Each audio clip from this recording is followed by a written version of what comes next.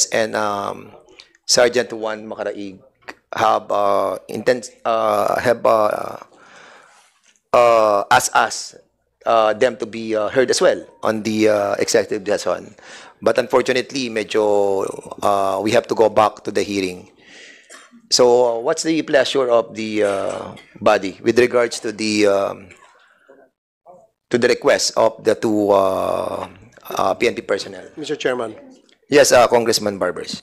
Mr. Chairman, both Perez and Macaregas manifested their intent to say something before the executive meeting. Since we were not able to accommodate them, maybe at this point, Mr. Chair, maybe we can allow them to share with us, share with the committee what they intend to say or perhaps report to the committee in today's hearing, Mr. Chair. Yeah, as a matter of fact, the executive session that we have conducted for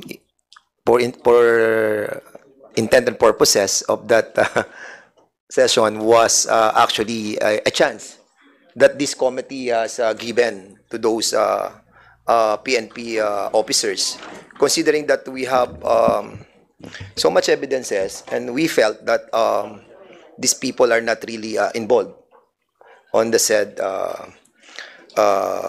incident. But nevertheless, we will be weighing our decision primarily on the decision of the 2/3 of the vote of the members of this committee. While we are in the discussion of the issue regarding Sergeant Michel Perez and Sergeant Juan Macaraig, so we will be giving you a chance to speak on this hearing. So siguro si Sergeant Macaraig muna, being the leader of the operation, you want to say something, so I think this will not entail the security of the nation. So, No need for an executive. yes, so kanina naman kasi it's not really an executive session, it's more of a of trying to give these young police officials that nararamdaman namin na kawawa din naman eh. Kasi like for example, a while ago we were discussing yung Southern Police District where we have conducted also the yung mga kasamahan natin mga PNP that have changed their affidavits. Naging suspension na lang sila and we're not dismissed from the structure of the organization. So siguro, Sergeant Macaraig, you have the floor.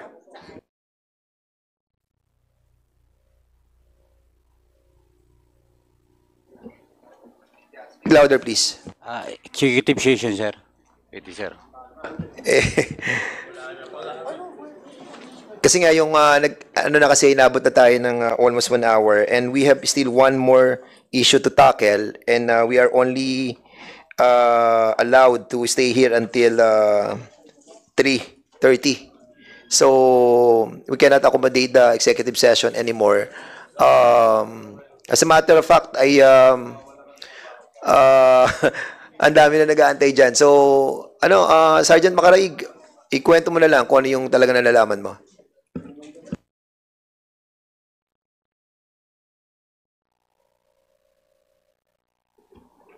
Sa executive session na lang po sana po, Your Honor. Chairman? Yes, Congressman Paduano. Anyway, Chairman has ruled that executive session with regards to Macaraig and Perez is not anymore doable out of this time. Ganun lang po. Kasi we have new stories coming from the fore.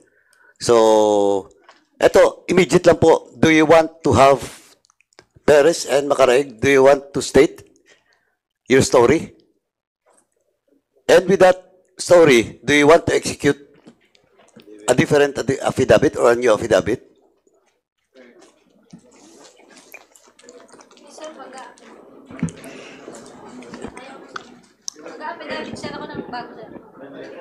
Speak louder, Sergeant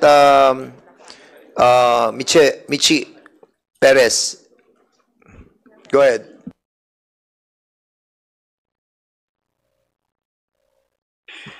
Your Honor, mag-affidavit po ako ng bago, sir. So mag-affidavit ka ng bagong, magsasabi ka ng panibagong affidavit. And why? Anong mali sa ginawa ninyo? Anong mali din sa ginawa ninyo, Michi?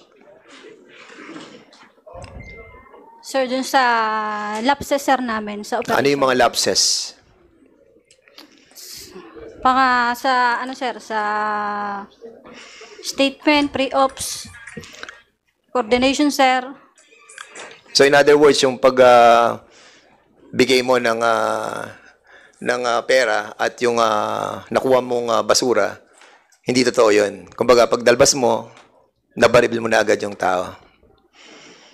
Sir, pwedeng sa affidavit ko na lang, sir. Hindi, tinatanong lang naman kita. Yes or no yun? Kasi you're trying to get our concurrence doon sa affidavit na babaguhin mo So basically, you have to answer us back. Is it part nung tinatanong namin that hindi nangyari yung pagbili mo ng droga? Yes or no lang yun. Yes, sir. So hindi totoo yun. Yes, sir. And even yung by baril si Brian, hindi totoo. Wala yung 38 di ba?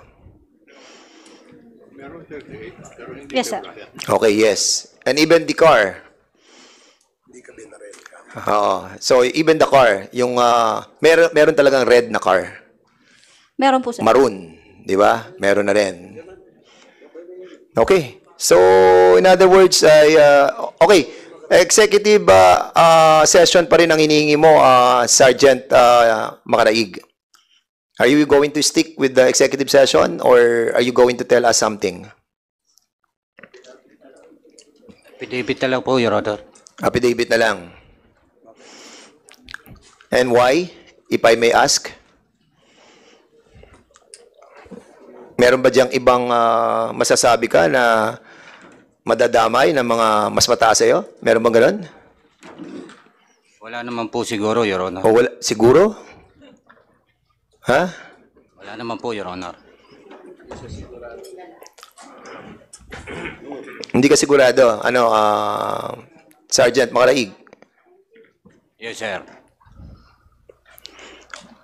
So meron din pulang sasakyan? Yes, sir. At walang nangyaring buy bust? Yes or no? Yes. Walang nangyaring buy bust.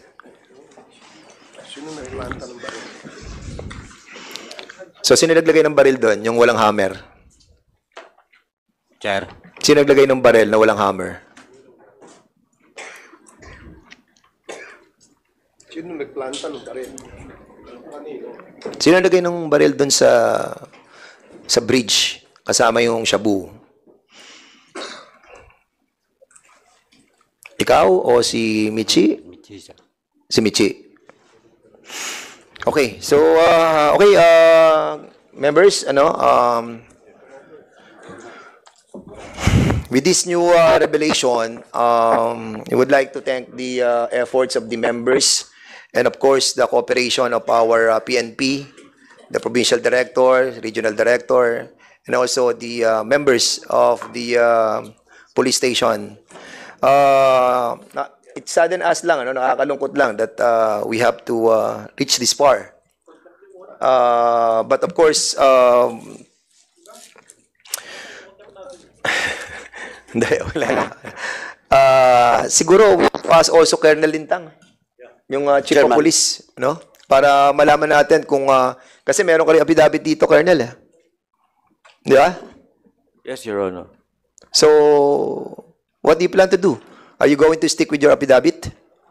Your Honor, ang basis lang na po ng affidavit ko, Your Honor, yung reports nila na dumating sa akin. Kasi wala naman po ako sa mismong actual na operation. But you have the command responsibility. Yes, Your Honor. Di ba? You relied on the veracity of the report of your people. Yes, Your Honor. Sige, Congressman Paduano. Thank you, Chairman. Last na lang, Chairman, just to remind the four, no? Yung apat, kanina, during executive session, that it is on record. But of course, under our rules, we should have at least 2/3 of votes. No? Then we will see your supplemental affidavit. if indeed pwedeng committee mag-recommend sa inyo. No? But still,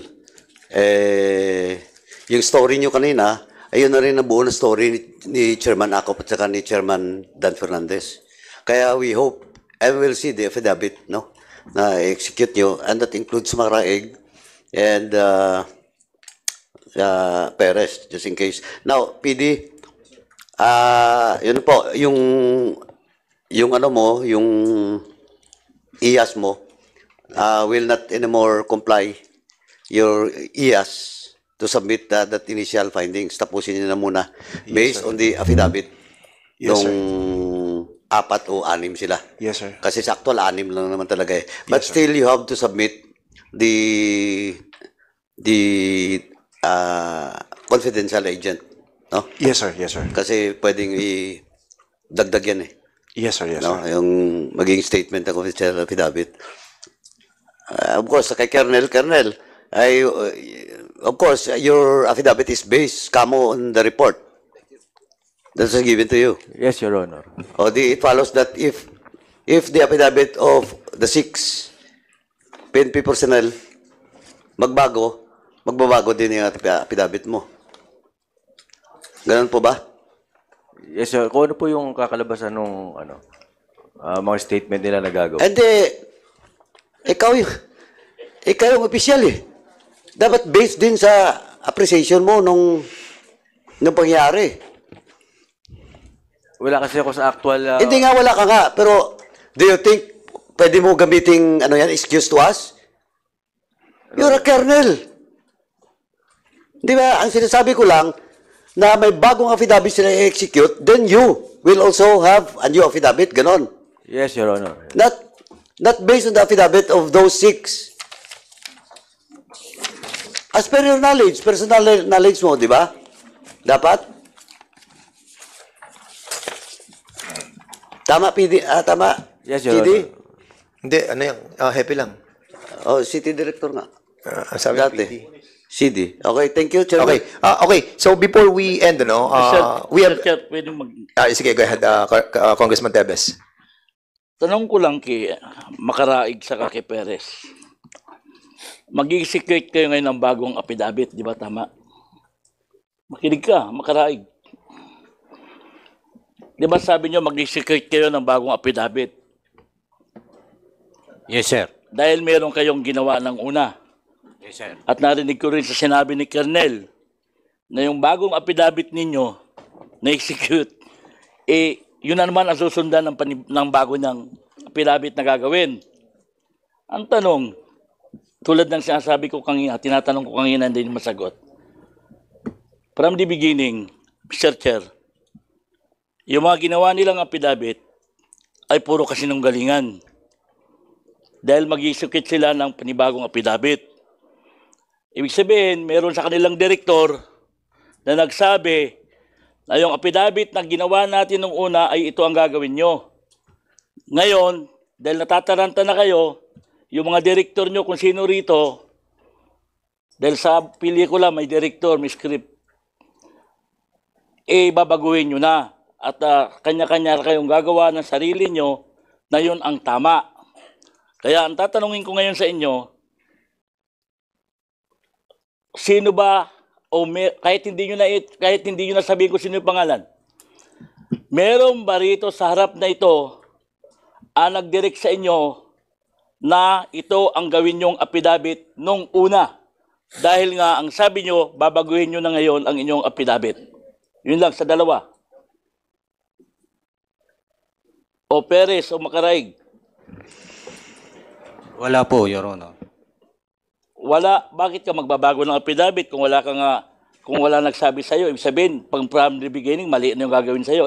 Kahit magbago ka ng affidavit kung wala nagsabi sa iyo, ibig sabihin, palpak pa rin o mali pa rin yung gagawin mo dahil nagsisinungaling ka na sa umpisa. Ikaw, Perez, meron ba sa'yo nagsabi rito? Wala po, sir. O bakit ka magbabago? Kung sa umpisa pa lang, sabi mo, yung ginawa nyo affidavit sarili nyong puso, sarili nyong pag-iisip, dahil may mga isip naman kayo, kaya hindi kayo naging pulis, kaya nga naging pulis kayo, puwasa kayo sa Euro. Ibig sabihin, yung ginawa nyo affidavit nung una, ayun ang nakita nyo nga aktual na nangyari. Ngayon, ang tanong dyan, gagawa kayo ng panibagong affidavit, ibig sabihin, dahil nakikita nyo ngayon, naisip-isip nyo na mali yung inyong mga ginawang affidavit nung una. Kaya ang tanong kayo, ulit-ulitin ko sa inyo, sino ang nagturo sa inyo rito sa harapan na ito nung unang affidavit na ginawa ninyo? Dahil itong apat na kausap natin, hindi ko na sasabihin kung anong sinabi, na meron nga rito nilagay, hindi naman pala kasama. O ngayon, ang tanong dyan is, sino ba ang nag-orchestrate niyan na ito, sabihin natin na ito ang gawin natin para iisa lang ang ating affidavit o salaysay na gagawin during sa investigasyon na ito. Meron yan, hindi pwedeng wala eh. Kasi kung wala sa inyong nagsabi man lang na kahit isa, sigurado yung pa rin ang paninindigan nyo. Ba't kayo magbabago? Yun lang po, Mr. Chair. Sabi nila wala. Pero Yeah. pag nalaman ko meron. Okay, thank you so much, Congressman Teb. Siguro, we need to rush na, no? Talagang meron pa pong isa nag-aantay na grupo. But before we end, kasi we have invited yung si Mario Pasha Adan, without prejudice to the case that that was being filed by the PNP kay Sergeant Michi Perez, we have invited this, no? Para mabigyan sila ng pagkakataon because they have watched our committee hearing and allegedly, according to them, they were also victim of Sergeant Michi Perez. I want to give them a chance. And we are not saying that ito ang talaga nangyari, but of course, it's for us to validate as well and also the PNP. Siguro, Chair. yes, Congressman Akop. Yes, sir. Before we go to another issue, Go ahead. Colonel Fronda, ito bang complaint affidavit na sinabit mo rito? Ito yung affidavit complaint ninyo sa administrative at criminal case? Sa criminal case lang, sir. Oo, madidismiss yung kaso. Wala namang katotohanan tong nilagay nyo sa affidavit di ba? Yes, sir. Kasi nag-base po kami doon sa naunang ibinigay na statement po ni... What do you intend to do about it? uh, Madidismiss yung criminal complaint dito. Kasi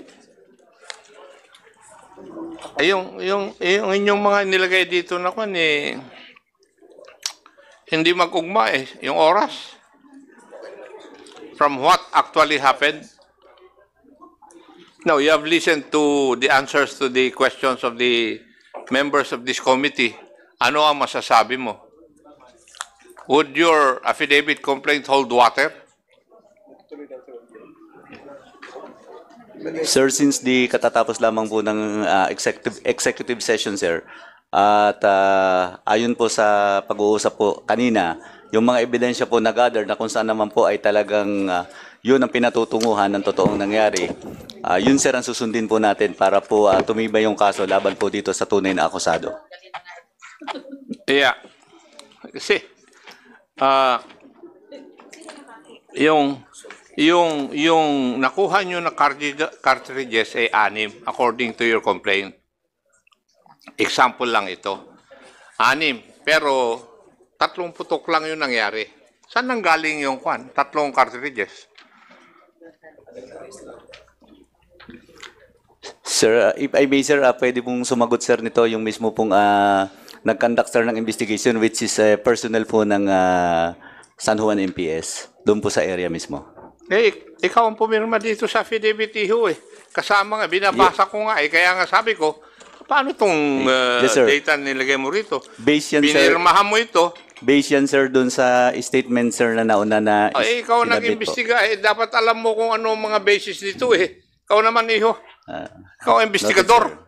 Pipirma-pirma ka ng hindi mo alam? Baka pipirma ka ng death sentence mo.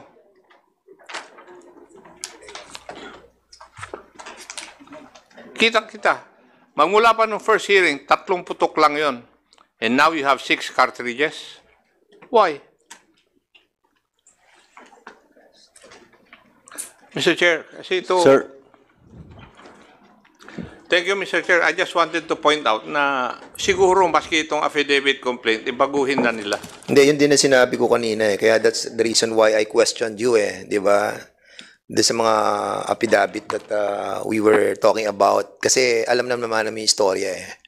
And kanina napigil lang yung aking pagko-question kay Colonel Proydan. But nevertheless, tama yung pinakita ni General Acop about dun sa mga sinasabi niya a while ago. But before we proceed, the Chair would like to acknowledge the presence of our Deputy Speaker, napakabait.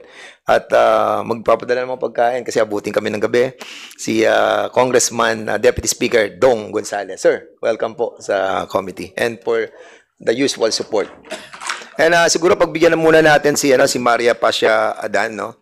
Andiyan ka ba, Mario? Mario, can you kindly state your name, your position, or sino ka at ano nangyari, please? Magandang hapon po sa inyong lahat. Ako po si Ginoong Mario Adan, taga San Juan, Batangas. Ito pong sasabihin ko sa inyo, isa din yung pangyayari na basta na lang ang pinatay yung aking pamangkin na sa akin lumaki. Ito ho, ay wala naman nung kadahilan kung bakit ho binaril na lamang. May concerned citizen ho ako, ito ay nangyayari ho sa Barangay Pulyok, San Isidro, Quezon. Taong 2016, August 25. Halos 8 taon na ho. Nanahimik ako dahil sa wala akong kakayang magdemanda at kulang ho kami sa financial. Ito po ang sinasabi sa akin ng concerned citizen na tumawag at saka ito pong kasama niya na magkakasamotor ay si Minchi Perez pa rin ho ang bumaril. Na para bang namamarilaan ng manok. Kaya ho ako lumutang dahil sa pangyayaring ho yung nabalita ko dito kay Brian. Saan nyo napanood nyo yung hearing natin? Kaya kayo sa YouTube ba? Na-communicate sa amin. Apa. And accordingly, ano nyo yung napatay? Pamangkin ninyo? Pamangkin ko po. Saan pinatay? Uli lang lubos na po siya sa akin po lumaki. Saan pinatay? Sa Barangay Pulyok po, San Isidro, Quezon. Paano binaril? Ay, ayon ho dito sa kasama ni si Arnold Ladisabal, magkakasira sa motor, dumayo ng inom sa pinsan niya. Can we, dumaan po sa basketball court. Nung umalis sila, sinundan na po sila ng sasakyan. can we allow yung Arnold na sinasabi nyo? Andiyan ba? Ito po. Sige, Arnold, can you kindly tell us your name, tapos ano yung nangyari? Magandang hapon po sa inyong lahat. Ako po si Arnold Lardizabal. Kami po dalawang magpinsan, dadayo po ng inom sa aking kamag-anak. Ngayon po, bigla po may kumuha sa aming sasakyan. Halos magkatapat, bigla pong pumutok. Natumba po yung aking pinsan. Ako po naman po sumagak sa saging. Pagka kuha ko po sa motor, bangon ko po, kita ko po si Minche Perez ang bumaril. Sakay po sa van. Paano mo nakita si Michi? Kilala mo ba? Taga saan ka ba? Taga San Juan, Batangas po. San Juan, Batangas. Anong barangay? Lipahan. Lipahan. Doon din, sa area. Doon po nangyari po sa... Kailan nangyari to? August 25 po, 2016. Is this Michi yung sinasabi mo kanina na 2016, merong na-encounter ka din ganito? Is this the one? No, sir. So, iba pa to? Bang ilan to? Sir, kung may maano sir sa document sir, kasi wala sir na i-file sa akin eh. Kung sakali sir, makikipag-cooperate naman ako sir. Yes, as a matter of fact, wala pang na-file. Yes sir, makikipag-cooperate And according to them, talagang hindi sila nakapag-file. Well, kung meron po kayong meron naman kayong direct witness siguro you can file, the reason why we allow you, para at least ma-ventilate din yung mga frustration ninyo. But of course, hindi naman namin sinasabi na nangyari talaga yan. The proper authorities will validate the existence of the truthfulness ng mga sinasabi niyo po rito. And we don't want to be accused that we are not fair. That's the reason why we allow you to speak. And basically, aminado naman si Michi na eto na, yung nangyaring bypass, hindi talaga bypass. Yun ang masakit. Binaril si Brian.